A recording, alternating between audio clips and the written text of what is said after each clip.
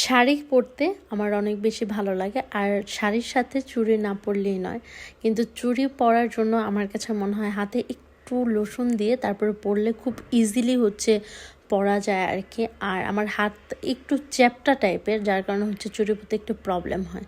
কিন্তু আমি শাড়ি হোক বা অন্য কোনো ড্রেস হোক, আমি সিম্পলের উপরে করার চেষ্টা করি। জাস্ট বিবি ক্রিমই দিই, কারণ আমার কাছে মনে হয় যে ফাউন্ডেশন দিলে অনেক বেশি টাইম লাগে আর কি। তবে হ্যাঁ, গর্জিয়াস সাজতে মাঝে মাঝে ভালো লাগে অন্য সব ড্রেসের সাথে।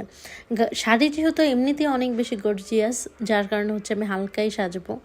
তো প্রায় সাজ আমার শেষ হয়ে গিয়েছে। খুবই সুন্দর একটা চেরি একটা লিপস্টিক দিলাম। আমার কাছে এটা খুবই ভালো লাগে শাড়ির সাথে।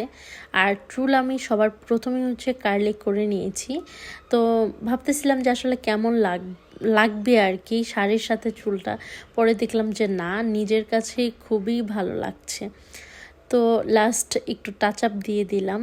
এই সুন্দর ঝুমকাটা আমি বাংলাদেশ থেকে নিয়েছি, নিউ মার্কেট থেকে। খুবই সুন্দর ছিল।